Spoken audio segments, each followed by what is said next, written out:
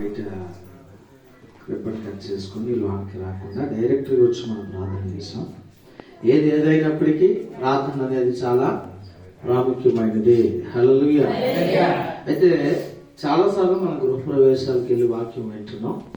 మరొకసారి ఇల్లు నిర్మించబడటానికి లేదా ఇల్లు మనం కట్టుకోవడానికి, ఇల్లు మనం కలిగి ఉండడానికి ఎవరు కారణము అన్నదాన్ని పరిశుద్ధ గ్రంథంలో నుంచి కొన్ని మాటలు మనం ధ్యానిద్దాం.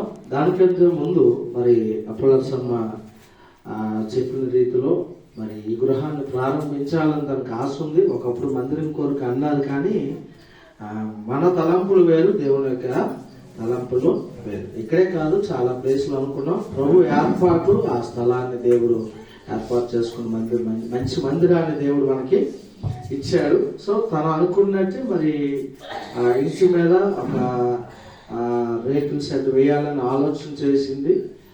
ఇది కట్టేటప్పుడు తను ఒక మాట అన్నది, ఎందుకమ్మా ఇది కట్టుతున్నావు అంటే, నాకంటూ నేను నా పిల్లలకి ఏదో ఒకటి ఇవ్వాలి కాబట్టి నేను ఉన్నప్పుడే ఏదో ఒకటి చేద్దామన్న ఆలోచనతో చేస్తాను అన్న మాట అయిన తర్వాత నేను మాట ఆడలేదు. నేను ఎందుకమ్మా అని ఎందుకన్నానంటే, ఆల్రెడీ ఇక్కడ ప్రేమ్ కుమార్ ఉండట్లేదు, పని నిమిత్తం బయట ఉంటున్నారు. సో ఉంటున్న గృహం సరిపోద్దులే అన్న ఆలోచనతో నేను అన్నప్పుడు, లేదు పాస్టర్ గారు, నాకు దేవుడు అవకాశం ఇచ్చినప్పుడు లేదా ఆరోగ్యం ఉన్నప్పుడే నేను ఏదో ఒకటి నా పిల్లల కొరకు చేయాలి కాబట్టి ఇలా చేస్తున్నాను అనే విషయాన్ని చెప్పినప్పుడు నేను దాని మీద ఆలోచన చేసి ప్రార్థన చేశాను.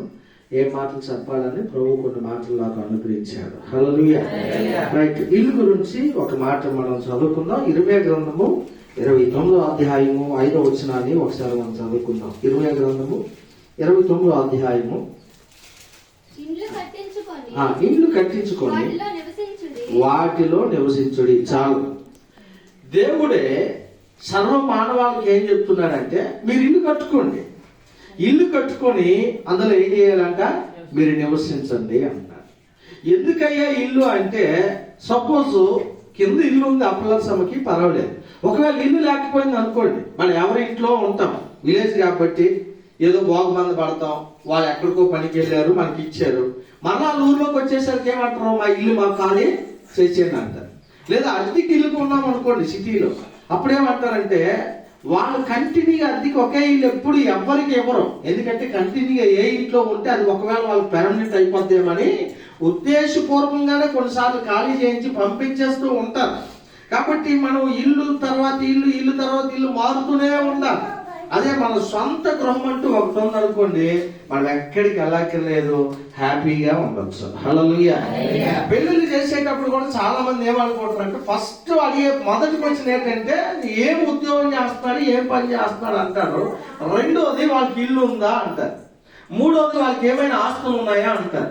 అంటే ఇల్లు ఉంటే, ఒకవేళ సిటీలో ఒక చిన్న ఇల్లు ఉందనుకోండి, ఆ ఇంట్లో ఉంటే వాడు ఏదో కూలో నాలో ఏదో ఒక పని చేసుకొని బ్రతకడానికి అవకాశం అనేది ఉంటుంది. అదే ఇల్లు లేకపోతే అద్దె కట్టుకొని వాడి ఇంట్లోని బ్రతకాలి అంటే, మెయింటెనెన్స్ చేయాలంటే వాడికి శాలరీ చాలా ఎక్కువ ఉండవలసినటువంటి అవసరత ఉంటుంది. కాబట్టి సొంతగా ఒక ఇల్లు అంటూ మనందరికీ ఉండాలి అన్నది అది ఎవరి ఉద్దేశము, దేవుని యొక్క ఉద్దేశం. హల్లెలూయా. అందుకు ప్రభు ఏమంటాడంటే, మీరు ఇల్లు కట్టుకోండి, దాంట్లోనే నివసించండి. అయితే ఇల్లు కట్టుకున్న తర్వాత మాత్రము కట్టిన నన్ను మాత్రం మీరు ఏం చేయకూడదు, మర్చిపోకూడదు. హల్లెలూయా. ఎందుకు కట్టిన నన్ను నేను మర్చిపోకూడదు అని ఎందుకు చెప్తున్నానంటే, దేవుడే మనకి ఇల్లు కట్టాడు. ఇల్లు ఎవరు కట్టాలండి? మనం కట్టుకోవాలి. కొన్నిసార్లు మన దగ్గర డబ్బు ఉండొచ్చు, లేకపోతే మనకు బలగం ఉండొచ్చు, మనకు అప్పు ఇచ్చేవారు ఉండొచ్చు, అన్ని మెటీరియల్ ఉంటాయి, కానీ మనం కట్టుకోవాలని మనకు అవకాశము ఉండదు. ఎందుకంటే 127వ కీర్తన 1వ వచనంలో ఆ మాట మనకు కనబడుతుంది. 127వ కీర్తన 1వ వచనం, యెహోవా ఇల్లు కట్టించిన ఎడల దాన్ని కట్టువాడు ప్రయాసం ఏమవుతుందంట, వ్యర్థమే. దేవుడు నీకు గృహాన్ని కట్టించకపోతే, ఆ ఇంటికి దేవుని యొక్క సహాయం లేకపోతే, నీ దగ్గర డబ్బులు ఉన్నా కొన్నిసార్లు ఇల్లు కట్టలేవు. చాలా మంది డబ్బులు పెట్టుకొని రెడీగా దిగి పునాదులతో ఆగిపోయిన ఇల్లు చాలా ఉన్నాయి.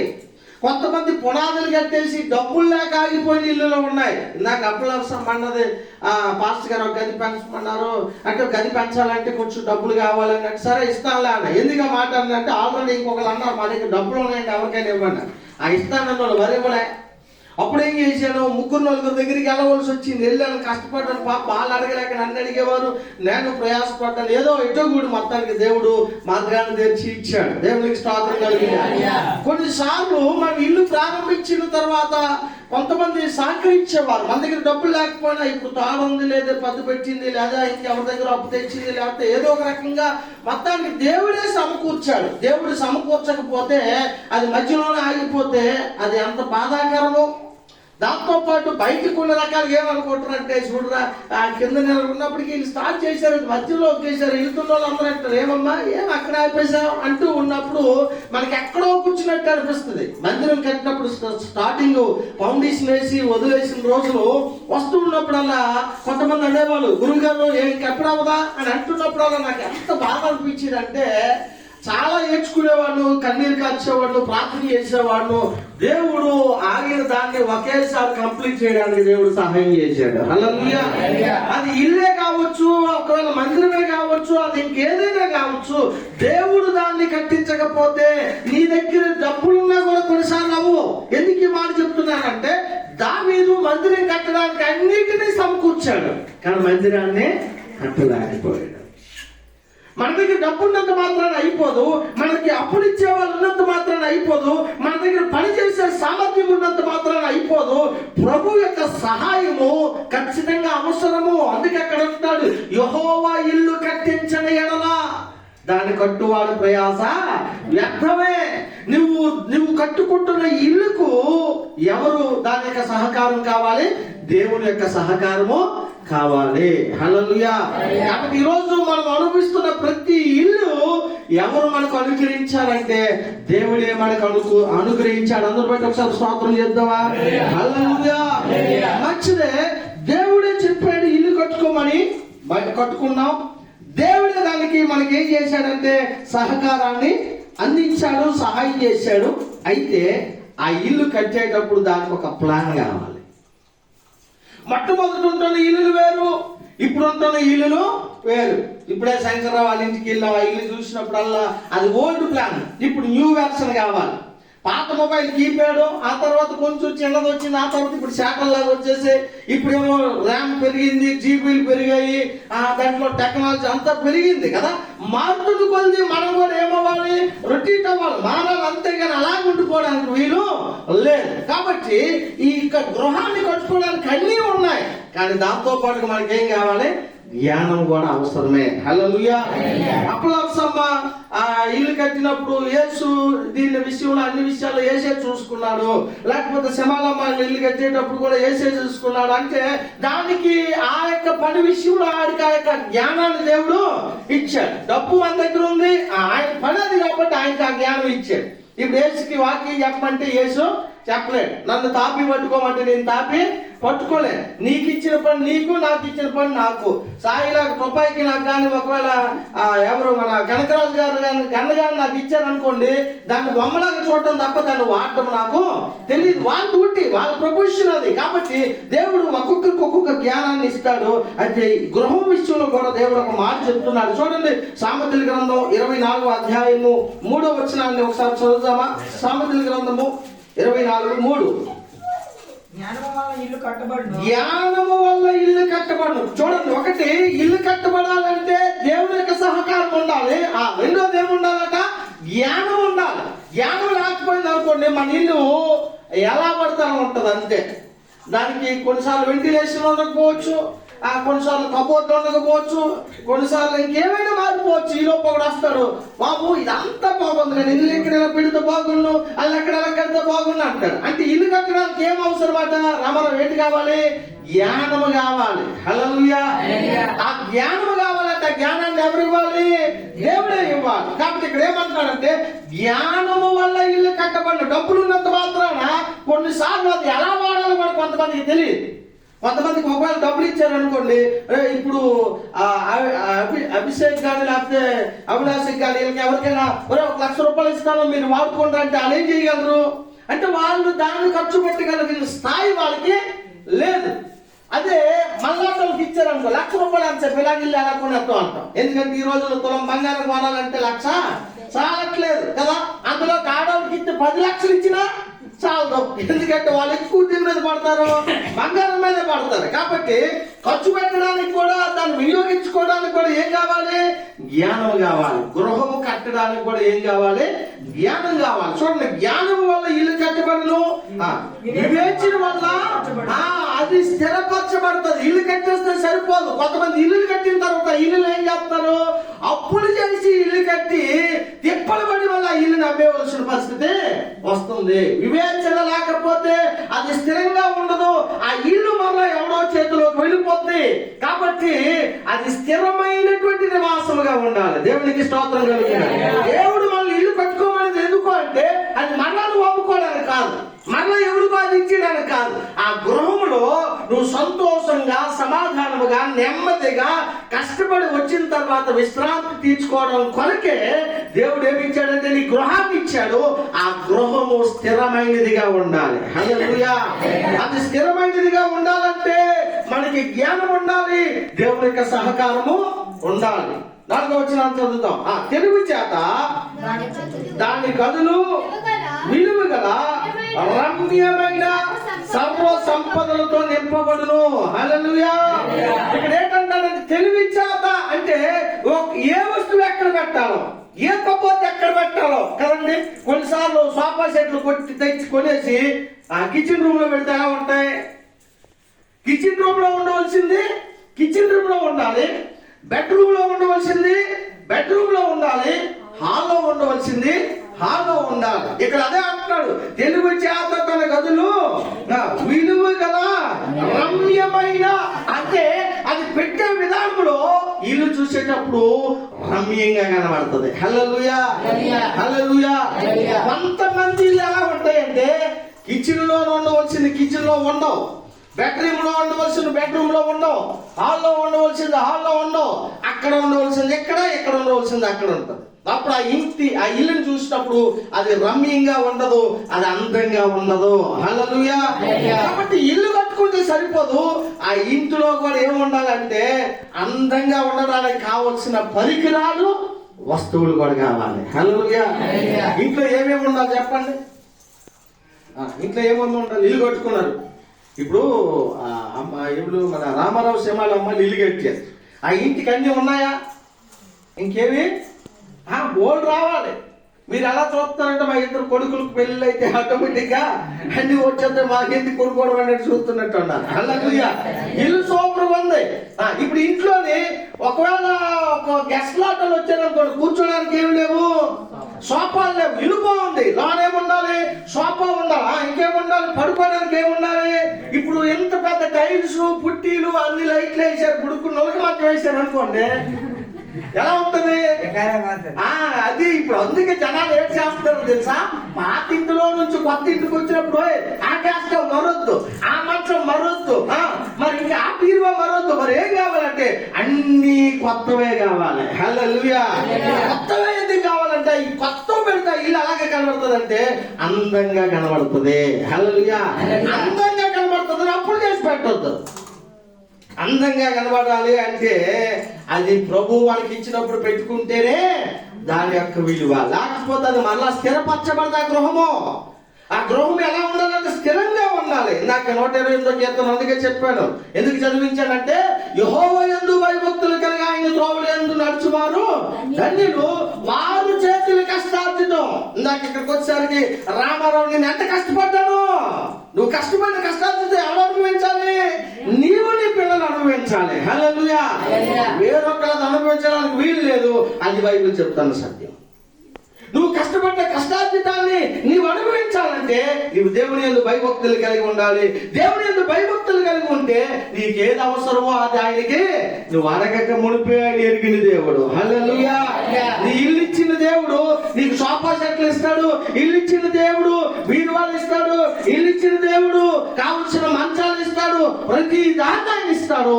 అయితే నీవెలా ఉండాలి అంటే ఖచ్చితంగా ఆయన మీద ఆధారపడాలి. కొన్నిసార్లు మన ఇంటికి ఏముంటుందంటే ఈ అధిపతి ఎవరండి? యేసే అంటాం, వాక్యం ఉంటది. కానీ ఈ గృహానికి నేనే లీడర్ అనుకుంటాం, ఈ గృహానికి నేనే అధిపతిని అనుకుంటాం. నో, అది నెవర్, అది జరిగిన పని. నీ ఇంటికి ఎవరు నాయకుడిగా ఉండాలంటే, నీ ఇంటికి ఎవరు అధిపతిగా ఉండాలంటే యేసుక్రీస్తు ప్రభు వారి అధిపతిగా ఉండాలి. హల్లెలూయా. ఇల్లు కట్టుకునేటప్పుడు జ్ఞానం అవసరం. ఆ జ్ఞానం ఉంటేనే అది స్థిరపరచబడుతుంది, జ్ఞానం ఉంటేనే అది అందంగా ఉంటది. అసలు ఇల్లు ఎందుకు ఇలాగ కట్టుకోమని దేవుడు చెప్పాడంటే, ఇందాక అప్పలసం చెప్పింది కదా, నేను నా పిల్లల కొరకు ఏదో ఒకటి చెయ్యాలి. సామెతల గ్రంథం 14వ అధ్యాయము 1వ వచనం ఒకసారి మరలా చదవండి. 14:1. జ్ఞానవంతురాలు తన ఇంటిని తానే, అంటే నీకు జ్ఞానం ఉంటే నువ్వు ఇల్లు కట్టుకుంటావు. ఇల్లు కట్టుకోవడంలో 2 రకాలు. ఒకటి ఈ ఇల్లు, రెండోది ఏంటో తెలుసా? నీ కుటుంబాన్ని కట్టుకోవటం. నీ పిల్లల్ని, నీ భర్తని, నీ కోడలని, నీ మనవల్ని, మనవరాళ్ళని ఒక ఏకపరచడం, ఐక్యంగా కలిసి ఉండటం, దాన్ని కూడా ఇల్లు కట్టడమే అంటారు. జ్ఞానవంతురాలు ఏం చేస్తుందట? తన ఇంటిని తాను కట్టుకుంటది. ఆ 3 రాళ్ళు అంటే ఆ ఇల్లు విచ్ఛిన్నం అయిపోద్ది. యేసు ఉండే గృహాలు విచ్ఛిన్నం అయిపోకూడదు. హల్లెలూయా. అవి స్థిరపరచబడాలి. అవి స్థిరపరచబడాలంటే జ్ఞానం ఉండాలి. పిల్లలకి చెప్పే జ్ఞానం ఉండాలి. పిల్లలకు కూడా అర్థం కావాలి, మా తల్లిదండ్రులు ఎందుకు ఇంత కష్టపడుతున్నారు, ఎందుకు ఇంత ప్రయాసపడుతున్నారు. కొన్నిసార్లు ఏమంటారు, ఎందుకు అప్పు చేసి కట్టాలి, ఎందుకు ఒక ఇల్లు ఉంటుంది ఇంకొక ఇల్లు ఎందుకు, ఒక గది ఉంటుంది ఇంకొక గది ఎందుకు. అది నువ్వు పెద్ద నీ పిల్లలు పెరిగిన తర్వాత అప్పుడు నీకు అర్థమవుతుంది. అంతవరకు మనకి దాని విషయము అర్థం కాదు. ఇప్పుడే మీకు అర్థం అవ్వాలంటే ఒక మాట చూపిస్తాను, చూడండి. సామెతల గ్రంథము 19వ అధ్యాయము 14వ వచనం చదవండి. 14వ వచనం. గృహమును విత్తనమును పితరులిచ్చిన, ఎవరిచ్చిన స్వాస్థ్యం అంట? మీ తల్లిదండ్రులు నీకు ఇచ్చినటువంటి స్వాస్థ్యము. హల్లెలూయా. ఇల్లు దేవుడు కట్టిస్తే ఆ కట్టించిన ఇల్లు ఇప్పుడు పిల్లలకి ఎవరిస్తున్నారట? తల్లిదండ్రులు ప్రొవైడ్ చేస్తున్నారు. రే, నీకు ఈ మీద గది, ఇగో ఈ కింద గది నీకు, ఇగో అల్లెక్కడ ఉంది పునాది అది నీకు, ఇగో ఇల్లు ఎక్కడ ఉంది ఎకరపు అది నీకు. ఎవరు ఇస్తున్నారు నీకు? నీ పితరులు నీకు ఇస్తున్నారు. హల్లెలూయా. ఈ మాట నేను కొద్ది రోజుల ముందు పాస్టర్ ఫెలోషిప్ లో మాట్లాడానండి. సేవ అనేది చాలా సాధారణమైనటువంటి పని అనుకుంటున్నారు, అంత ఈజీ కాదు. సేవ అనేది చావు అన్నారు. నేను అన్నాను, సేవకుడు అనేవాడు తల్లిదండ్రులు కట్టినటువంటి మందిరాల్లో, తల్లిదండ్రులు కట్టినటువంటి సంఘాల్లో పిల్లలు వచ్చి కూర్చొని వాక్యం చెప్పడం డెడ్ ఈజీ. కానీ ఒక గ్రామానికి వెళ్ళి ఒక్క ఫ్యామిలీతోనే నువ్వు కాలడానికి వెళ్ళి తినడానికి తిండి లేనప్పుడు, బట్టలు లేనప్పుడు, సైకిల్ మీద వెళ్ళి ఉండడానికి లేనప్పుడు నువ్వు వెళ్ళి 10 మందిని కోసం కోడేసి ఒక దగ్గర కూర్చొని పెట్టి నానా రాటుపోట్లు అనుభవించి ఎండనక వాననక చాలా ఇబ్బందులు పెట్టి సంఘాన్ని సమకూర్చి కష్టపడి ఒక మందిరాన్ని కట్టిన తర్వాత వచ్చి చెప్పడం కంటే నువ్వు కష్టపడి చేస్తే దాని విలువ ఏంటో నీకు తెలుస్తుంది. హల్లెలూయా. ఈ రోజు నేను సేవ చేస్తున్నాను. దాదాపు 2011లో కాశీపట్నంలో అడుగు పెట్టాను. 2026 సంవత్సరానికి ఒకళ్ళు చెప్పుడు కష్టపడి సంపాదిద్దామన్నా నానా ఇబ్బందులు పడవలసి వస్తుంది. కొన్ని రాత్రులు మేము ఏడ్చే రోజులు ఉన్నాయి. మీకు తెలుసో లేదో, మేము ఇంటి దగ్గర ప్రతిరోజు నేను అనుకుంటాను, ప్రభా నా సంవత్సరాలు అయిపోతున్నాయి, నా దినాలు అయిపోతున్నాయి, నా బలము క్షీణించిపోతుంది కదా, మరి నేను ఏం చేయగలుగుతున్నాను ప్రభా, కొంతమంది నేను సమకూర్చలేకపోతున్నాను కదా అని ఏడ్చే రోజులు ఎన్నో ఉంటాయి మా ఇంటి దగ్గర. అది మీకు ఒకవేళ కనబడకపోవచ్చు, కానీ ఈ సంఘము చూసేటప్పుడు కొంతమందికి ఏమనిపిస్తుంది అంటే, ఆలకేట్లే దీని వెనకాల చాలా ట్రస్ట్ ఉంటుందండి. చాలా నిద్ర లేని రోజులు ఉన్నాయి, చాలా తిండి లేని రోజులు ఉన్నాయి, చాలా అవమానపడే రోజులు ఉన్నాయి. చాలా రోజులు కొన్ని మాటలు మాకు తగులప్పుడు ఏమనిపిస్తాయంటే, అసలు ఎందుకు సేవకు వచ్చాం, ఆయన పని చేసుకొని వెతుకుంటే బాగుండేమో అనేటువంటి పరిస్థితులు కూడా మేము ఎదుర్కొని ఈ రోజు ఈ కొద్ది మందితోనైనా మేము నిలబడుతూ ఉన్నాం. ఈ మాట చెప్పినప్పుడు ఒక సేవకుడు అన్నాడు, భాస్కర్ పాస్టర్ గారు నా మీదే చెప్పారు. నో, నేను ఒకరిని ఉద్దేశించి చెప్పట్లేదు, వాక్యం చెప్తుంది. నీకు నువ్వు సంపాదించడము అది అంత ఈజీ పని కాదు. ఈ రోజు నేను అంటాను, మన పిల్లలు నువ్వు కష్టపడి చదివిస్తున్నావు, వాళ్ళు ప్రయోజనం అవుతారు, ఉద్యోగాలు సంపాదించుకుంటున్నారు. ఆ ఉద్యోగంతో వచ్చినప్పుడు మాట్లాడేటప్పుడు నాన్న నువ్వేం చేసావులే అనొచ్చు. అక్షరం లేని మీ నాన్న కంటే ఈ రోజు డిగ్రీ చదివి నువ్వేం గొప్పడువేమి కాదు. అక్షరం లేని నీ తల్లిదండ్రులు పేడ పిసికి మన్ను పిసికి ఎండనక వాననక కష్టపడి బిడ్డ కూడబెట్టి చిన్న కట్టిన ఆ గదే ఈ రోజు నువ్వు డూప్లెక్స్ బిల్డింగ్ కట్టిన దానికంటే గొప్పది. అది నేను చెప్పగల మాట. ఎందుకంటే బైబిల్ చెప్తుంది, నీకు గృహం ఇచ్చింది ఎవరో తెలుసా? నీ పితరులు ఇచ్చిన స్వాస్థ్యము. హల్లెలూయా. ఈ గృహాన్ని సంసోన్ కట్టలేదు, ఈ ఇల్లును ప్రేమ్ కుమార్ కట్టలేదు. ఈ ఇంటిని కట్టింది ఎవరు అంటే నాగయ్య కష్టం, అప్పలసమ్మ కష్టం. సంసోన్ గాని ఒకవేళ ప్రేమ్ కుమార్ గాని చెప్పానండి, ఇందులో నా రూపాయి ఉందని, ఇందులో నేను చంపూచానని ఎవరికి ఆ అవకాశం లేదు. కాబట్టి రేపొద్దున వాటానికి వచ్చేసరికి పిల్లలు అంటారు, ఒరే నాకదిరా ఇది నాకిదిరా అని చెప్పొచ్చేమో. కానీ బైబిల్ చెప్తున్న మాట ఏంటో తెలుసా? నీకు ఆ గృహాన్ని ఇచ్చింది నీ పితరులు. అన్ని పితరులకు ఎవరిచ్చారు? ఈ పితరులకు ఎవరిచ్చారు? నాకు మనం చదువుకున్నాం, 127 కీర్తనలు చదివాం కదా. ఎవరిచ్చారు? దేవుడు ఇచ్చాడు. చూడండి ఒకసారి ద్వితీయోపదేశకాండం 8వ అధ్యాయము 17వ వచనం ఒకసారి చదువుతాను. అయితే మీరు మనం ఎలా అంటామంటే మా సామర్థ్యం, మా బాహుబలము ఎంత గొప్ప భాగ్యమును కలుగు చేసిందని మీరు అనుకుంటారేమో. కాదా? దేవుడైన యెహోవాను జ్ఞాపకము చేసుకోవలను. ఎలాగా గుర్తు పెట్టుకోండి, తానే నీ పితరులతో ప్రమాణం చేసినట్టు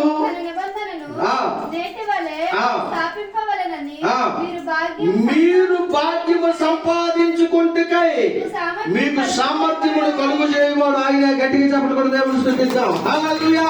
నీ తల్లిదండ్రులకు దేవుడు వాగ్దానం చేసిన ఆ వాగ్దానమే ఈ రోజు నువ్వు కట్టుకున్న పట్టాన్ని, ఉంటున్న ఇల్లు, నువ్వు తింటున్న తిండి, నువ్వు చేస్తున్న ఉద్యోగము, ఇంకేదైనా కావచ్చు, అది దేవుడు ఎవరికి వాగ్దానం చేశాడంట? నీ పితరులకు వాగ్దానం చేశాడు. నీ బాహుబలం కాదు, నీ జ్ఞానము కాదు, నీ శక్తి కాదు, నీ బలము కాదు. కొన్నిసార్లు మనం అనుకోవచ్చేమో నేను సంపాదించాను. నువ్వు సంపాదించలేదు. నువ్వు సంపాదించడానికి నీ పితరులకు వాగ్దానం చేశాడు. నీ పితరులకు దేవుడు మాట ఇచ్చాడు. మీరు పురింటిలో ఉంటున్నారా? ఇగో అతిథిలో ఉంటారా? వద్దు, మీకంటూ ఒక ఇల్లు కట్టుకోండి, దానికి నేను సహకరిస్తాను. హల్లెలూయా. నేను ఈ మాట చెప్పినప్పుడు మీరు బాధపడుతున్నారేమో. మీకు ఒక విషయాన్ని నేను చెప్పాలంటే, హైదరాబాద్ నేను పనికి వెళ్ళాను 2003లో వెళ్ళేటప్పుడు. నాకు ఒక ఫ్రెండ్ ఉన్నాడు, ముస్లిం ఫ్రెండ్. నేను అద్దెకి ఇంటికి అని అన్నాడు, రే బాయ్ నాతో వచ్చి అన్నాడు. ఎవరా అంటే మా నాన్న మా నలుగురు అన్నదమ్ములకి 4 ఇల్లులు కట్టించి ఇచ్చాడు. హల్లెలూయా. మేము నలుగురు ఉన్నాం కదా, మేమేం చేసామంటే మా పిల్లల కొరకు మేము 8 ఇల్లులు కట్టామన్నాడు. హల్లెలూయా. ఎంత సంతోషంగా చెప్పాడు ఆయన. మా నాన్నలేమో మాకు 4 కడితే మేము 8 కట్టాము. మాకు 2 పిల్లలకి మేము 8 కట్టాము. మేము 8 కట్టాము. కొన్ని గదులు ఖాళీగా ఉన్నారా, ఎందుకు వద్దుకుంటూ నాతో వచ్చే అన్నాడు. నేను అనుకున్నాను, ఓలేరా హ్యాపీగా మీరు ఉండండి, నేను ఉండట్లేదు, వెళ్ళిపోతున్నాను. ఒకవేళ హైదరాబాద్ లో ఉండే పరిస్థితి వస్తే నీటికి నేను వస్తాను అంటే వాళ్ళ యొక్క ఉద్దేశం ఏంటంటే, మా నాన్న కట్టాడు, ఇప్పుడు నేను మా పిల్లలకి ఏం చేయాలి? నా కష్టార్జితం కట్టి ఇవ్వాలి. అప్పుడు నువ్వు చెప్పొచ్చు, నా పిల్లలకి నేను కష్టపడి ఇచ్చాను. హల్లెలూయా. ఈరోజు ఈ గృహాన్ని ఇచ్చింది నీకు నీ తల్లిదండ్రులు.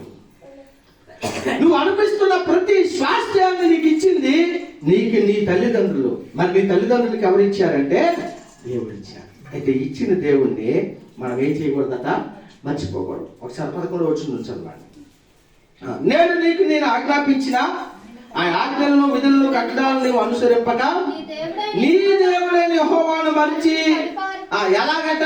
కడుపారా తిని మంచి ఇళ్ళను కట్టించుకొని వాటిలో నివసింపగా నీ పశువులు, నీ గొర్రెలు, మేకలను వృద్ధి, నీకు వెండి బంగారములు విస్తరించి నీకు కలిగినదంతయు వర్ధిల్లినప్పుడు నీ మనసు ఏమైపోద్దట? అప్పుడు గర్వం వచ్చేస్తుందండి. నాకేం కుదురా, బెడ్రూమ్లు ఉన్నాయి, మంచి ఇల్లు ఉంది, మంచి ఉద్యోగం ఉంది, మంచి భూమి ఉంది, సమృద్ధిగా ఉంది, నాకేం కొదువు. నీ మనసు మదించిపోద్ది, జాగ్రత్త. చూడు, నీ మనసు మదించి దాసులు గృహమైన ఐగుప్తు దేశంలో నుండి నిన్ను రప్పించండి నీ దేవుడని యెహోవాను మర్చిపోయామో. కొన్నిసార్లు ఎలా ఉంటుందో తెలుసండి, పాస్టర్ గారు మాకు ఇల్లు లేదండి, మా కొరకు ప్రార్థన చేయండి. పాస్టర్ గారు మాకు పిల్లలు లేరండి, మా కొరకు ప్రార్థన చేయండి. పాస్టర్ గారు మా పిల్లలకు ఉద్యోగాలు లేవండి, మా పిల్లల కొరకు ప్రార్థన చేయండి. పాస్టర్ గారు మా పిల్లలు వినట్లేదండి, మా పిల్లలు దేవునికి లోబడేటట్టు, మా మాటకు లోబడేటట్టు ప్రార్థన చేయండి అంటే సేవకులు సంఘం అందరూ కలిసి ప్రార్థన చేస్తే దేవుడు దాన్ని ఆమని చెప్పి ఆశీర్వదించి వర్ధలింపజేసిన తర్వాత ఇచ్చిన దేవుణ్ణే మర్చిపోయేవారు చాలా మంది ఉన్నారు. అందుకే ప్రభు అంటాడు, గృహాలు ఇచ్చిన తర్వాత, నీకు ధన సమృద్ధి కలిగిన తర్వాత, వాళ్ళ గొర్రెలు ఉన్నాయి, వాళ్ళకి మేకలు ఉన్నాయి, వాళ్ళకి గాడిదలు ఉన్నాయి. దేవుడు మనకి ఇచ్చాడు. ఇచ్చిన తర్వాత నీకేం రాకూడదంట, గర్వం రాకూడదు. కొంతమంది చూసినప్పుడు నాకు అనిపిస్తుందండి, కొంతమంది చూసినప్పుడు ఎలా తెలుసా, పిల్లలు లేరు అని ప్రార్థన చేయమని వాళ్ళు పిల్లలు పుట్టినంత వరకు పొడవమని వచ్చేసేవాళ్ళండి. పిల్లలు పుట్టిన తర్వాత ఏమండి రాత్రి చిన్నపిల్లల్ని దేయాలి పడిపో ఆయన చీకట్లో బయటికి వెళ్తే ఏమైనా పేర్లు కట్టుకోవాలి, మనకెందుకు అది? మన చుట్టూ, మన ముందు, మన వెనక ఎవరు ఉంటారంట? దేవుడు ఉంటాడు. హల్లెలూయా. ఇంకెందుకండి సెంటిమెంట్ లో, ఇచ్చిన దేవుని దగ్గరికి వచ్చి ఆ బిడ్డను పెట్టి స్తుతించాలి. హల్లెలూయా. మీ పిల్లలు కూడా స్తుతించడం వారికి నేర్పించాలి, అంగలార్పు విద్య వారికి నేర్పించాలి, కన్నీరు ఖర్చు ప్రార్థించడం వారికి నేర్పించాలి. ప్రభు ఇచ్చిన గృహాన్ని బట్టి ప్రభువుకో మన జీవితాల్లో దేవుడు ఏది ఇచ్చాడని వారికి చెప్పి వారికి ప్రార్థన చేయటం నేర్పించాలి. హల్లెలూయా. ఇక్కడే ఉన్నారు మా పిల్లలు, అడగండి. వచ్చినప్పుడల్లా వాళ్ళు ఏమనుకుంటున్నారో మాకు తెలియదు, కానీ మా బుర్ర తినేస్తున్నారు అనుకుంటున్నారో, ఎలా అనుకుంటున్నారో నాకు అనవసరం. కానీ కూర్చుని పెట్టి చెప్తాను, అన్న ఈ రోజు నీ డాడీ కట్టుకున్న బట్టలు కానీ, మీరు కట్టుకున్న బట్టలు కానీ, మన చుట్టిన తిండి కానీ, మనం ఉంటున్న ఇల్లు కానీ నీ డాడీ కష్టపడింది కాదు, మా తాతలు సంపాదించింది కాదు, ఇదంతా ప్రభు మనకి ఇచ్చిందే. డాడీ మీద కానీ, అమ్మ మీద కానీ, మాకున్న దేని మీద మీరు ఆధారపడద్దు, ప్రభు మీద మీరు ఆధారపడటం నేర్చుకోండి. హల్లెలూయా. నీకు పెన్ కావాలంటే ప్రార్థన చేయి, స్నాక్స్ కావాలంటే ప్రార్థన చేయండి, బుక్స్ కావాలంటే ప్రార్థన చేయండి. మీకు ఏం కావాలన్నా, డాడీ నాకు ఇది కావాలని నన్ను అడిగే ముందు నేను వచ్చి ఒక డాడీ స్థానంలో నాకంటే గొప్ప దేవుడు ఆయనే నీకు తండ్రిగా ఉండాలి. హల్లెలూయా. అది మన పిల్లలకి నేర్పించాలి. డాడీ 2000 ఇవ్వంటే తీసుకెళ్ళాయన, అమ్మ బట్టలు కావాలా కొనుక్కోలేనా అనే దానికంటే కొంటాం. పిల్లలకి ఇవ్వాల్సిన బాధ్యత తల్లిదండ్రులకు ఉంటుంది. బట్ అయినప్పటికీ ఇది దేవుడు ఇచ్చింది అని తెలియాలి వాళ్ళకి. తెలియకపోతే వాళ్ళు ఏమంటారు తెలుసా, మా అమ్మ ఉన్నారులే, మా నాన్న ఉన్నారులే, మా తల్లిదండ్రులు ఉన్నారులే, మాకు భూములు ఉన్నాయిలే, మాకు ఆస్తులు ఉన్నాయిలే, నేనంతా నీ అన్నా ఉంటాయి. మన మధ్యలో ఉంటున్నాడు చేస్తూ. నిన్నటి వరకు అలా ఉండేది, మొన్నటి వరకు అలా ఉండేది, అలా తెచ్చి పెట్టేది, అలానే కష్టపడటమే తెలుసు. ఈ రోజు వాళ్ళకి తెలుసా, ఈరోజు ఎవరి మీద తిప్పిండా వాళ్ళు యేసయ్య మీద ఆధారపడాలి. హల్లెలూయా. నేను అందుకంటాను, తల్లిదండ్రులు ఉన్నప్పుడు కూడా మీరు తల్లిదండ్రుల మీద డిపెండ్ అవ్వడం కాదు, డైరెక్ట్ టు గాడ్, దేవుడి మీద నువ్వు ఆధారపడటం నేర్చుకో. దేవుడి మీద నువ్వు ఆధారపడటం ఎప్పుడైతే నేర్చుకుంటావో దేవుడు నీకు ఏ లోటు కలుగు చేయకుండా చేస్తాడు. దేవునికి స్తోత్రం కలిగింది. దేవుడు అంటున్నాడు, నేను నీ గృహాన్ని ఇచ్చాను, నువ్వు నీ పిల్లలకి ఇవ్వు. పిల్లలకి ఈ రోజు ఇచ్చే ఇల్లులో తల్లిదండ్రులు ఇచ్చిన స్వాస్థ్యం అని చెప్తుంది బైబిల్లో. హల్లెలూయా. దాన్ని బట్టి నీ మనసు ఏమవ్వకూడదు, మతించిపోకూడదు. ఇదే మమ్మల్ని తేలికి తీసేస్తావేమో. నేను కూడా మా అమ్మకి అన్నాను, నువ్వేం సంపాదించావమ్మా? నేను నిజంగా దేవుడి స్థానంలో చెప్తున్నాను. మా అమ్మకి ఇదే మాట అన్నాను, నువ్వేం సంపాదించావు? ఆ ప్రశ్న నన్ను ఇప్పటికీ గుచ్చుకుంటుంది. మా పిల్లలకి ఈ రోజు తెలీదు, మీ ముందు నేను చెప్తాను, కానీ ఇదే ప్రశ్న మా పిల్లలు వేస్తే నేనేం సంపాదించాను? ఒక రేకులు సంటించాడు దేవుడు, అంతే. నేనేం సంపాదించాను? నేను బ్రతికి ఉన్నా ఆ ప్రశ్న నన్ను వేధిస్తూనే ఉంటుంది. మా అమ్మకి 10 రూపాయలు ఇచ్చింది 20 రూపాయలు అంటే తెలీదు. 20 రూపాయలు అనుకున్నా. అలాంటి జ్ఞానం కలిగి నాకు అడిగాను, నువ్వేం సంపాదించావమ్మా నీ కొడుక్కి? ఇది ఏ మాటలు చెప్పడం. భర్త తెస్తే ఇంటి దగ్గర భార్య కలిపి కత్తి తిప్పేసి వండించడం ఈజీ. బయటికి వెళ్ళి తెస్తే తెలుస్తుంది కష్టం ఏంటనేది భార్యకి. భార్య వండిస్తే తెలియడం ఈజీ భర్తకి. ఒకసారి పొయ్యి దగ్గరికి వెళ్ళి కలిపితే తెలుస్తుంది భర్తకి భార్య కష్టం ఏంటో. తల్లిదండ్రులు తెచ్చిన దాన్ని నువ్వు చీపుగా చూడడం చాలా ఈజీ. ఒక్కసారి నువ్వు మనసు పెట్టి వెళ్ళి పొలంలో పనిచేయి. ఈరోజు మన ఎవరొస్తారు నేను చెప్తున్నాను, మీ తల్లిదండ్రులాగా మీరు పొలంకి వెళ్ళి దిగి వేయగలరా? దిగి దమ్ము పట్టగలరా? అమ్మా నాకు 5,000 ఇవ్వు 10,000 ఇవ్వడం ఈజీ, కానీ దాన్ని తెచ్చుకోవడం చాలా కష్టం. తల్లిదండ్రుల వేదన ఏంటో తెలుసా?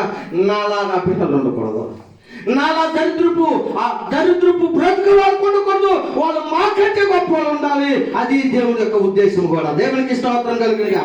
హల్లెలూయా.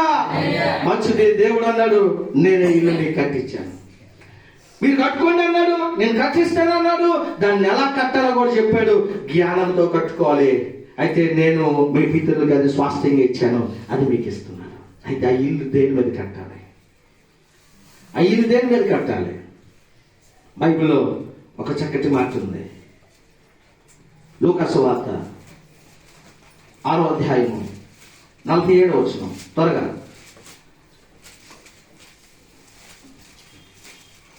లూకా సువార్త 6:47. నా మాటలు విని వాటి చొప్పున చేయి ప్రతి వాడును ఎవని పోలి ఉండునో నీకు తెలియజేతును. వాడి ఇల్లు కట్టవలెనని ఉండి లోతుగా త్రవ్వి బండ మీద పునాది. దేని మీద కట్టాలండి? ఇల్లు బండ మీద ఇల్లు కట్టాలి. హల్లెలూయా. మనం పునాది దేంతో కడతాం? రాళ్ళతోనే. ఎక్కడ ఉన్నాడు మన మేస్త్రి? చిన్న మొక్కల ముందు వేయరు. ఫస్ట్ చిన్నదేదో ఇల్లు మోకాలు అది అని చెప్పేసి వాళ్ళు వేస్తారు. మనం కూడా ప్రార్థన చేసినప్పుడు ఒక మొక్క వేస్తామా, కానీ తొక్కుడు రాయి వేసినప్పుడు ఏం చేస్తారంటే పెద్ద బండ్ల ముందు తోసేస్తారు. ప్రభు చెప్తున్న మాట ఏంటో తెలుసా? నీవు నీ ఇంటిని బండ మీద కట్టాలి. హల్లెలూయా. ఎందుకు బండ మీద కట్టాలంటే వర్షం వచ్చినా, తుఫాను వచ్చినా, ఏది వచ్చినా, వడగాలు వచ్చినా, అది వీచి ఆ గోడలు కొట్టినా అది కదిలించబడదు. హల్లెలూయా. నీ కుటుంబము క్రీస్తు అనే బండ మీద కట్టబడాలి. నీ ఇల్లు క్రీస్తు అనే బండ మీద కట్టబడాలి. ఆ బండ ఎవరు అని అంటే మీరు తర్వాత చదువుకోండి. కొరింథీయులకు రాసిన మొదటి పత్రిక 10వ అధ్యాయము 4వ వచనంలో అంటాడు, క్రీస్తే ఆ బండ. హల్లెలూయా. ఎవరు ఆ బండ అంటండి? యేసే. నీ ఇల్లు దేని మీద ఉండాలంటే యేసు అనే బండ మీద ఉండాలి. అపోస్తలుడైన పౌలు కట్టాడు. పౌలా, నువ్వు నా సంఘాన్ని కట్టాలి. దేని మీద? పేతురు నువ్వు నా సంఘాన్ని కట్టాలి. దేని మీద అంటే క్రీస్తు అనే బండ మీద. బండ మీద కట్టే ఆ యొక్క గృహము, బండ మీద కట్టే ఆ సంఘము అది స్థిరముగా ఉంటుంది. హల్లెలూయా. ఇలా చెప్పాను కదా, మన గృహం ఎలా ఉండాలంటే స్థిరముగా ఉండాలి, అది విచ్ఛిన్నమైపోకూడదు. మన కుటుంబం ఎలా ఉండాలంటే స్థిరముగా ఉండాలి, అది విచ్ఛిన్నమైపోకూడదు. యేసు ప్రభు వారు చెప్తున్నారు, నువ్వు కట్టుకున్న ఇల్లు ఎక్కడ ఉండాలో తెలుసా? ఇసుక మీద ఉండకూడదు, బండ మీద ఉండాలి. ఫస్ట్ జస్ట్ చిన్న ఇది తీసి పునాది వేసేవాళ్ళండి. ఇప్పుడు పునాదల్లా ఎక్కడికి వచ్చింది? పిల్లర్స్ దగ్గరికి వచ్చింది కదా. పిల్లర్స్ వేసినప్పుడు కూడా ఇంకా కింద మళ్ళా ఖచ్చితంగా దానికి ఫౌండేషన్ ఖచ్చితంగా యాడ్ చేస్తారు, కింద కడతారు పడిపోకుండా. ఇల్లు దృఢంగా ఉండాలంటే ఆ ఇల్లు దేని మీద కట్టబడాలంటే క్రీస్తు అనే బండ మీద కట్టబడాలి. హల్లెలూయా. ఈరోజు మన యొక్క గృహాలు దేని మీద ఉన్నాయి? క్రీస్తు అనే బండ మీద కట్టడం అంటే దాని అర్థం ఏంటో చెప్తున్నాను, మరలా చెప్తున్నాను. యేసు మీద మనం ఆధారపడి జీవించాలి. అన్ని ఉన్నాయిలే, మాకే కొదువు లేదులే అనేటువంటి అనాలోచనలోకి మనం వెళ్ళిపోవడానికి వీలు లేదు. లేనప్పుడు దేవుడి దగ్గర ఎంత విశ్వాసంతో ఉన్నావో అన్ని ఇచ్చిన తర్వాత కూడా దేవుడి మీద అదే విశ్వాసము కలిగి జీవించాలి. దేవునికి స్తోత్రం కలుగునుగా. హల్లెలూయా. ఇంతకుముందు గేదె కథ చెప్పాడు. ఆయనకి ఏమీ లేనప్పుడు గేదె కొని పాస్టర్ గారు ఇచ్చాడు.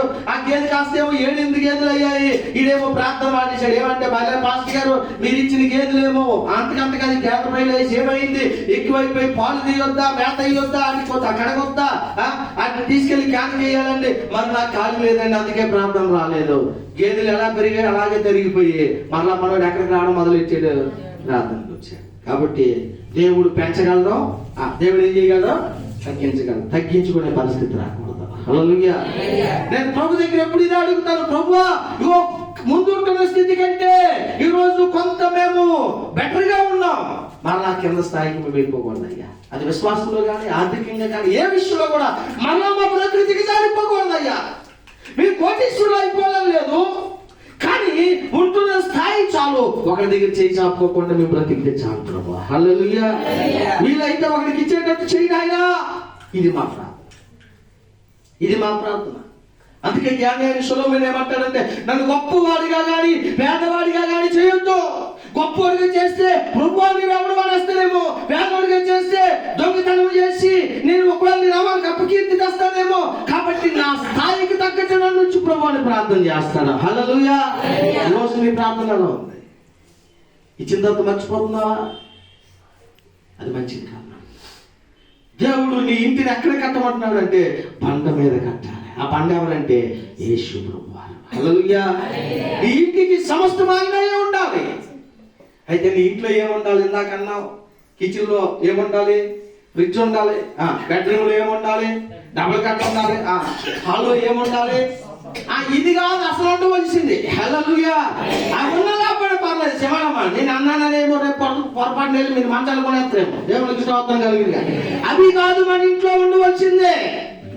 అవి లేకపోతే కింద పడుకుంటాం, రిచ్ లేకపోతే ఏ రోజు ఆ రోజు వండుకొని తింటాం, సోఫా లేకపోతే వచ్చిన కింద కూర్చుంటారు. అయితే మన ఇంటికి వెళ్ళినప్పుడు చిన్న ఇల్లు, మాదేం డూప్లెక్స్ బిల్డింగ్ కాదు, మాది పురిల్లే.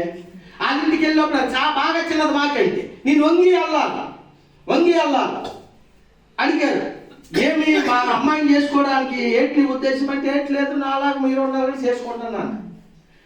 నాకు అడిగారు, నేను అడిగాను మీరెందుకంటే మీరు పీట వేయడానికి కూడా మా దగ్గర రేట్ లేదు, కిందనే కూర్చుని వాళ్ళకి ఆర్స్ చేసుకుంటున్నాను అంతే. హల్లెలూయా. అదే ఒకవేళ ఒక ఉద్యోగస్తులు ఉంటే ఆడికేమయ్యాలి? కుర్చీ వేయాలి. అమ్మో అల్లుడు కింద కూర్చొని పోతాడు, కుర్చీ వేయాలి. మరి నేను టైలరింగ్ షేర్ షూర్లు కదా, వాడు ఎక్కడైనా కూర్చుని పోతాను. హల్లెలూయా. చెప్పరా హల్లెలూయా. కాబట్టి ఆడు ఎవరైనా కానీ మన ఇంట్లో కింద కూర్చుంటే చాలు, దేవునికి స్తోత్రం కలిగింది. మన ఇంట్లో సోఫాలు ఉండవలసిన అవసరం లేదు. మన ఇంట్లో ఏముండాలో తెలుసా? మొట్టమొదటిగా సమాధానం ఉండాలి. హల్లెలూయా. ఏముండాలి? సమాధానం ఉండాలి. ఒకసారి చూడండి లూకాసు వార్త 19వ అధ్యాయము 5వ వచనం ఒకసారి చదవండి. యేసు ఆ చోటుకు వచ్చినప్పుడు కన్నులెత్తి చూసి, జక్కయ్య త్వరగా దిగుము, నేడు నేను నీ ఇంట ఉండవలసి ఉన్నదని అతనితో చెప్పగా అతను త్వరగా దిగి సంతోషంతో ఆయన చేర్చుకున్నాను. అందరూ చూసి 10వ అధ్యాయం లోకాసు 10వ అధ్యాయం 5వ వచనం. త్రోవలో ఎవరినైనా కుశల ప్రశ్నలు అడగవద్దు, మీరు ఏ ఇంటినైనా ప్రవేశించినప్పుడు ఆ ఇంటికి ఏముండాలట?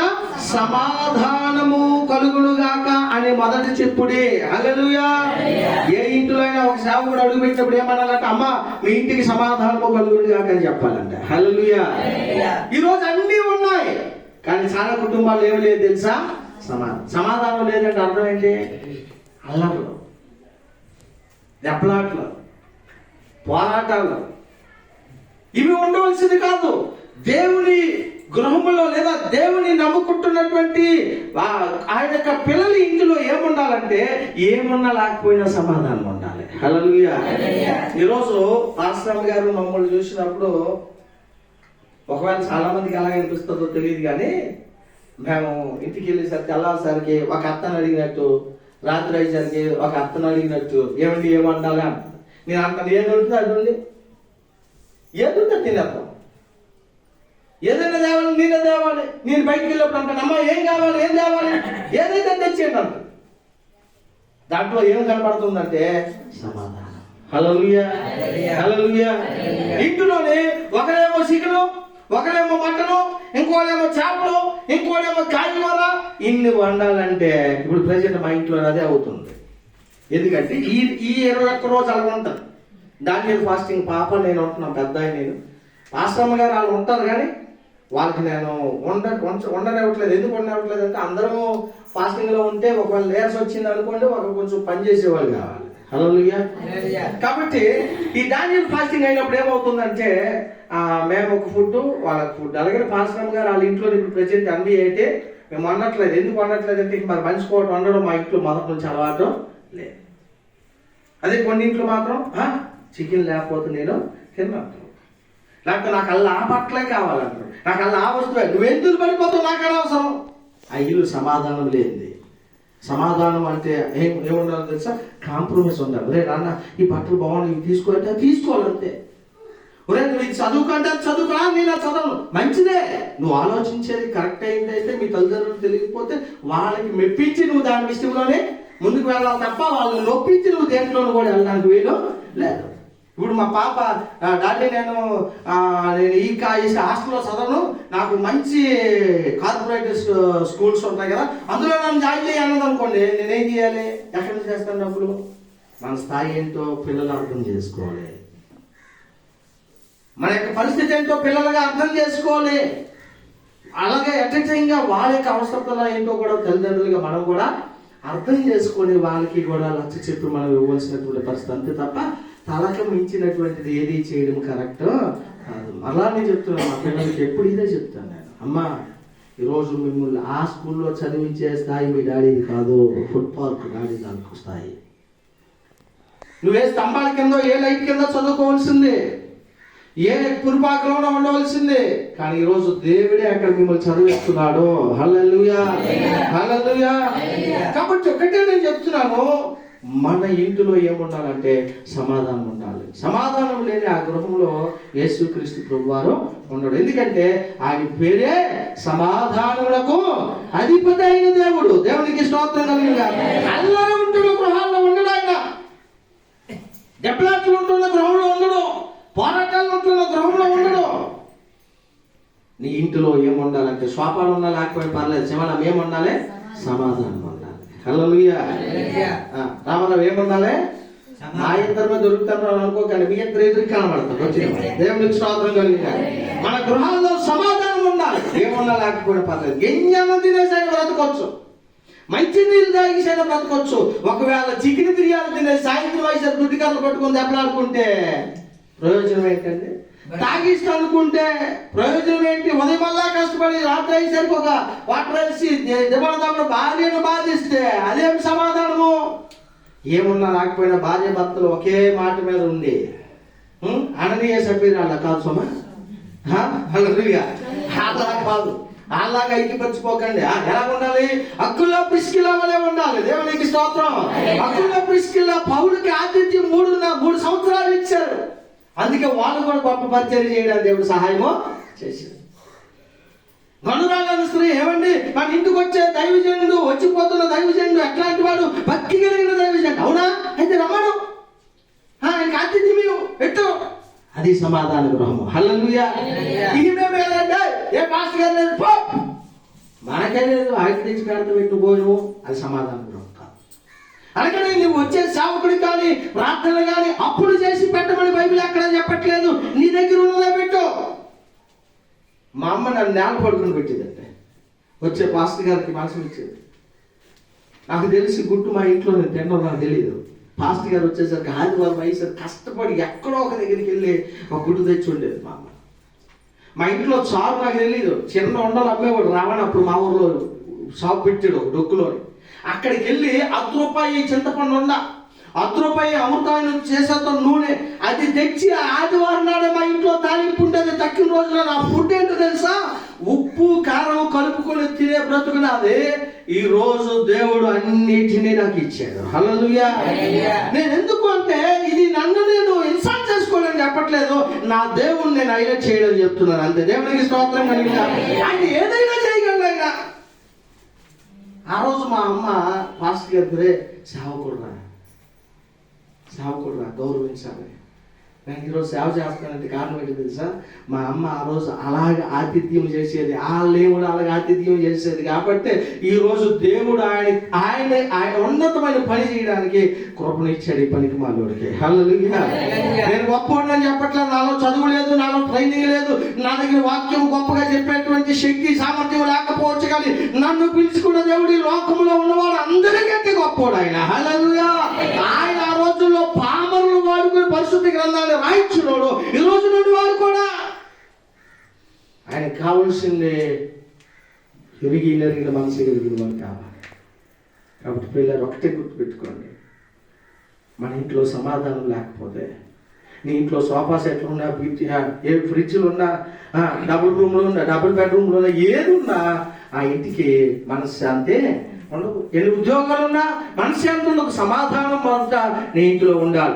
రెండోది ఏముండాలంటే, ఇందాక చదివిన లోకాసువార్త 19వ అధ్యాయము 9వ వచనాన్ని ఒకసారి చదువుకుందాం. 19:9.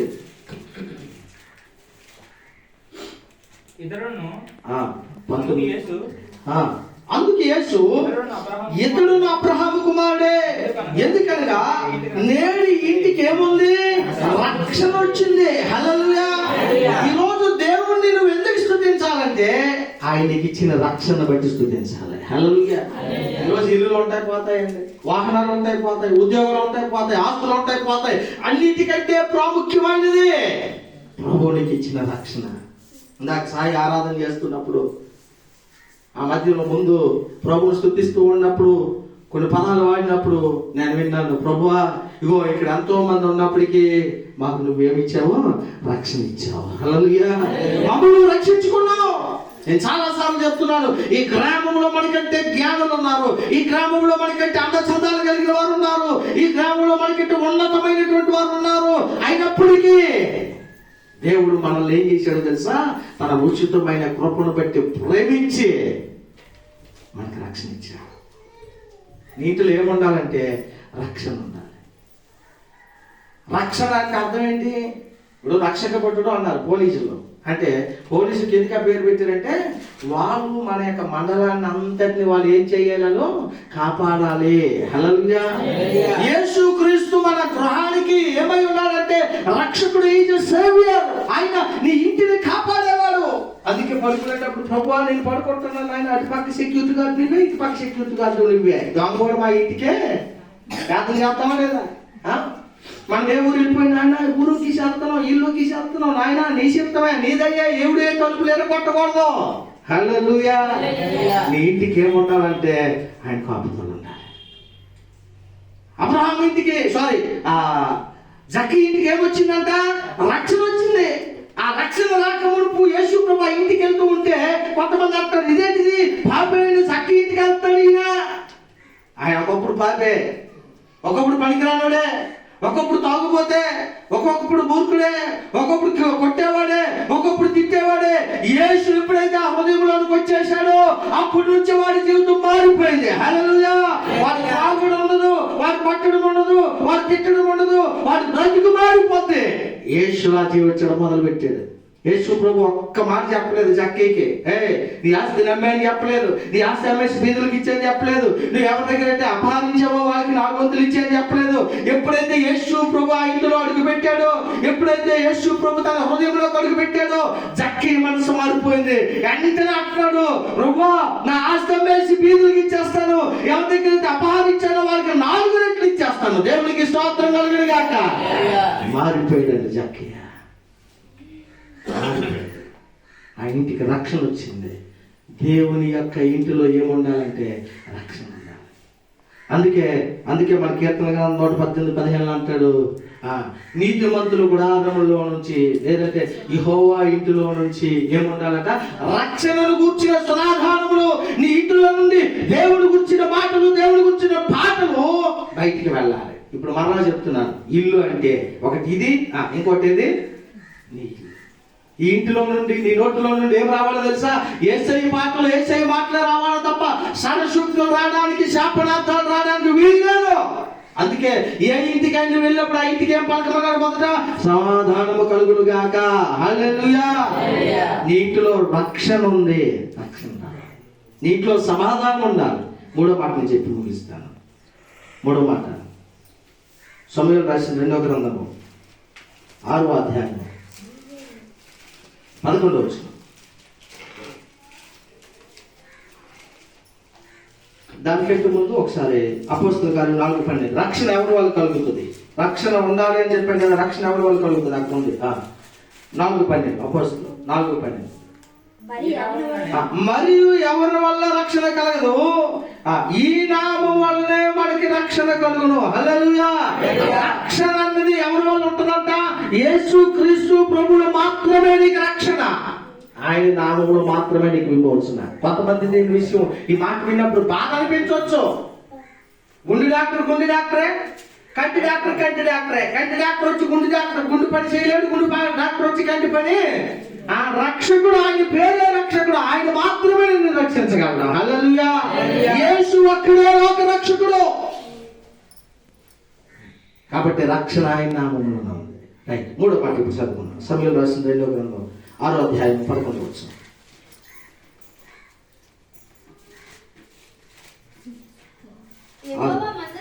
యెహోవా మందసము 3 నెలలు గిత్తీడకు ఓబేదేము ఇంటిలో ఉండగా యెహోవా ఓబేదేమును అతని ఇంటి వారి అందరినీ ఆశీర్వదించును. హల్లెలూయా. 3వదిగా నీ ఇంటిలో ఏముండాలంటే దేవుని యొక్క సన్నిధి ఉండాలి. మందసం అనగా ఏంటంటే దేవుని యొక్క సన్నిధి. ప్రతిరోజు నీ ఇంటిలో ప్రార్థన జరగాలి. హల్లెలూయా. అలాగే పాస్టర్ గారిని పిలిపించి జరగమని చెప్పట్లేదు నేను. ఏం చేయాలి? భార్య, భర్త, పిల్లలు కూర్చొని ఏం చేయాలి? కలిసి ప్రార్థన చేయాలి. నాకు ఒక బాధ ఏంటంటే తిన్నప్పుడు ఆ రోజులు వేరు, ఈ రోజులు వేరు. ఆ రోజులు కలిసి తినేవాళ్ళరా, రండి కలిసి తిందాం అంటారు. ఒకరి ముందు ఒకరు తినిపించుకుంటున్నారు. ఇది చెప్తామండి. ఒకరికొకరు ఈ దగ్గర ఉంటారు చికెన్ కాళ్ళకి వేస్తారు, ఆ దగ్గర ఉంటారు బంగాళదుంప వీళ్ళకి వేస్తారు, వీళ్ళు తినిపించుకుంటున్నారు. తిన్నప్పుడు ఒకరికొకరు తినిపించుకుంటున్నారు. ఒకరికొకరు పని అయిపోయి టీవీ చేద్దాము, కలిసి టీవీ చూడుతున్నారు, కలిసి ప్యాకెట్ ఆడుతున్నారు కదండి, కలిసి తాగుతున్నారు. వీటిలన్నిటిలోనూ కలుపుకొరుతుంది ఉందండి.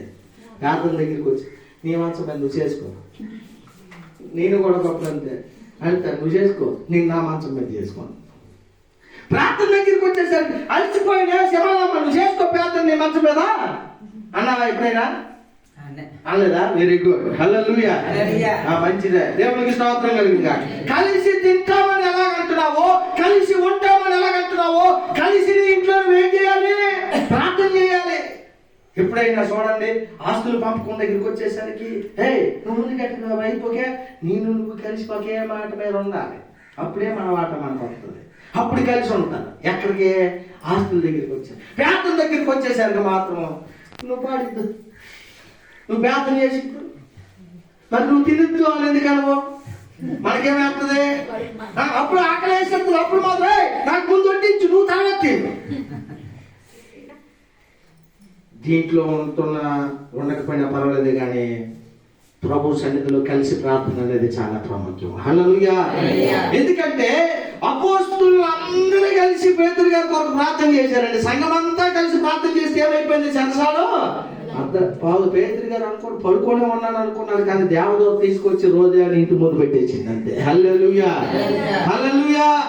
సంఘము కలిసి ప్రార్థన చేస్తే అంత శక్తి కలిగి ఉంటుంది. అందుకే అంటున్నాను, కాశీపట్నం కొరకు ఊరందరూ మారాలంటే ఎవరి ఇంటి కాడాలి చేసే ప్రార్థన కంటే ఒక దగ్గర కలిసి ప్రార్థన చేయండి.